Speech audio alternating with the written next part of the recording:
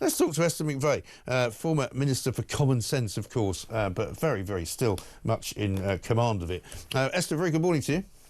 Morning. Oh, you've painted a happy picture this morning, Mike. Listen, I come in every morning full of the joys of spring. You can ask my producer, Christian. We always have a good laugh. And as soon as we start reading the news, we go, oh, for God's sake. And I mean, the inflation figures has got us all going mad today because, you know, it was announced just inside the last hour, 2.6% in the month to March. Nobody's buying it. You know, I'm getting message after message from people who go to the shops every single day or every single week, and they can see the prices are going up. And if you're running Tesco's, you're running Sainsbury's, and your national insurance bill has gone up by, you know, probably several million quid, you're going to be putting prices up, aren't you? Well, I'll say this is the quiet before the storm. So let's take it that those figures are accurate, 2.6%. But remember, they've constantly gone up. So we're seeing this accumulated over a period of time. But then you think everything that is going to hit, those bills that are going to come up, like you said, the council tax, water bills, electricity bills. And when that national insurance contribution, that increase for employers there feeds through, that will be an increase on everything from your shopping to going down your local pubs to absolutely everything. So those figures will no doubt be going up during the course of the year. So it might just be a Good Friday, and that's it. And then from there on in, I think it's a very rocky picture for this Labour government. And as you said, in hock to the trade unions, it is going to be a summer of discontent. Yes, I think so, because there's no question, is there, that the unions are seeing an opportunity here. You know, they've watched what's happening in Birmingham. Apparently 130 of the striking bin men have actually come to an agreement with Birmingham City Council, but Unite is still holding fast with about 40 odd of individuals who don't want to do a deal. Now, I'm not blaming them for the situation, because the council are probably just as much to blame for it, but, you know, these guys need to sort it out, don't they? Well, look, you know, Starmer, the Labour Party, has had £31 million from the trade unions since he was the leader, and he is in hock to them. And if you think about all the promises he made before the general election, probably to them, the promises he made to the public, we will stop striking, as he gave that massive £10 billion increase to the public sector. But fundamentally, the trade unions see Starmer as weak, and they will be telling him what they want and how they want it. They're going to be changing the employers' rights. And to me, it's going to be like, while they're in office, it's going to be like Carry On at Your Convenience, the Carry On movie, and it's going to be everyone out. And that's what we're going to see. So I can see this spreading like wildfire across the country, because they know they have him over a barrel. He will cave into their demands, and they'll get the money that they want. They saw that with the rail unions. Yeah.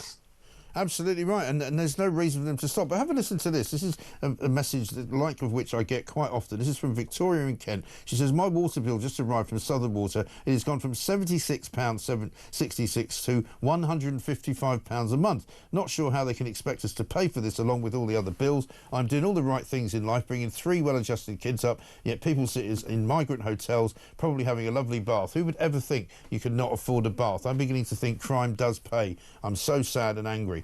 And so many people are feeling like that right now. I mean, I'm talking to families who are saying, you know, we're gonna have to cut back on showers, we're gonna have to cut back on water use, we're gonna have to cut back on the number of times you flush the toilet in the day. How can they possibly justify putting a price from 76 quid to £155 a month for water, for heaven's sake?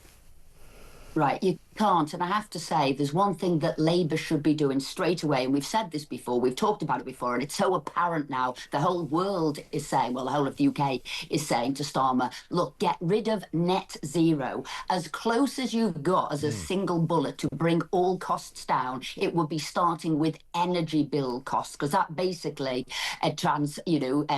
flows through into every other bill you've got. So you'd say, get rid of your net zero, get rid of Ed Miliband, and let's start bringing costs down. There are things you don't have control of, but this you do, and we shouldn't be paying more for energy than anywhere in the world, because basically that is the cost that is flowing through to absolutely everything and pushing every bill up. And until he gets that into his skull, we are all going to be impoverished. Yes, and that's how it feels. I mean, I don't know anyone who feels as though they're better off in any way, shape or form. And yet, you got Rachel Reeves' statement today saying, you know, this proves that our plan for change is working. It's kind of insulting to people's intelligence to say to them, you know, we all know that things are on the up, where things are improving. We're working to make it better for you, to get more money into your pocket.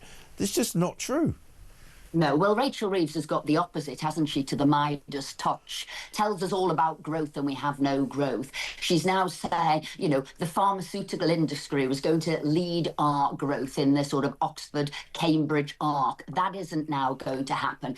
They're talking words. We can see their mouths moving, but it's not making any sense whatsoever. We're not feeling better off. Things aren't better, whether you're looking at the roads, whether you're looking at the bins, the strikes, the rubbish piling up. It is not better, and they need to see this. In fact, this fake let's call everybody back to Parliament on Saturday to talk about the steelworks and Scunthorpe was just a distraction from the other set of disasters that they're doing, which is not doing the grooming gang inquiry properly. We're seeing, because they believe in all of this, you know, EDI, this positive discrimination, they're so politically correct. We're seeing the disadvantage now that they're putting on white people applying for jobs, and they call back Parliament because basically all their MPs in the red wall seat said, you know what, we're not going to be voting for you, Labour. You are not listening to us at all. We're feeling impoverished, we're feeling disadvantaged, and you, Keir Starmer, Rachel Reeves and Angela Rayner are at the forefront of all of our pain. Yeah, absolutely. And the grooming gangs, the rape gang story is one of the ones that really gets people going in this country. You've now been co-opted onto Rupert Lowe's inquiry team, if you like. How is that all going to work? What's happening there? Right, so this, and he is I'd say a brave individual, Rupert. He's a very independent-minded individual, and he saw that this was not going to happen. Labour had already diluted the national inquiry. We were then going to get 5 local inquiries. That again has been watered down. So he said, we're going to do a proper one from the people to see what's gone on. So at the moment, we're putting the panel together of MPs. They've been fundraising to get the cases and the barristers that would be required. And we will go ahead with this, and we will basically show the failings and maybe some of the institutional sort of cover-ups that have gone on. And when we come back after recess, we'll be setting out the full remit for that inquiry. But it is so essential, even if it shames the government to do a full national inquiry, we will be pressing all of the buttons to try and get justice for those thousands of white working class girls who were systematically abused and raped. Absolutely. Well, we wish you well with it. Kevin O'Sullivan last night spoke to another victim of the two-tier justice system, Raymond Connolly, who's the husband of Lucy Connolly. Have a look at this. So it's just preparing. I was trying to prepare a proper defence for her to see what our best options were. But I couldn't get her home. They wouldn't let her on bail. I wanted her to come home and have a chat with people who would be able to tell her the best routes. But she didn't have that option because she couldn't get out of she couldn't get out of prison. She couldn't. So she had to just go with the advice. She knew I didn't want her to plead guilty. She knew I wanted her to go to trial, but she felt it was her best option to get home and see her daughter at the quickest possible. Lucy is very, it's almost like when she speaks to probation at the prison, their words are, look, Lucy, in normal circumstances, this is a done deal. You're low risk and easy manageable, but you are Lucy Connolly. I mean, there's no question that this is not a woman who's being treated in the way that you would expect to be treated by this justice system. She's been 8 months in prison. They won't even let her out to see her children and her husband. And she's got another 2 years practically to go. I've written about this. She needs to be let out of prison now. This has been totally disproportionate. We all know it was a vile tweet. She knows it was a vile tweet, and she took it down herself straight away. She's then thought, I'll do the right thing, I'll claim guilty. And look what has happened. This is a disproportionate sentencing. It is absolutely cruel that she can't go and see a sick husband and a child. People who are in prison for physical violence are getting better treatment than she is getting for posting a tweet up. So when people talk about a two-tier justice system, when they're talking about two-tier policing system, they have got examples of that here and now. Because why is it easier to go after somebody like Lucy than it is to try and do proper police work and find other criminals for, violent incidents, theft, crime, burglary? Perhaps it is. Well, it almost certainly is. And this is just wrong. And this woman needs to be released now. Absolutely. Good to talk to you, Esther. We've got to run. Thank you very much indeed. Esther McVey, former Minister for Common Sense. Still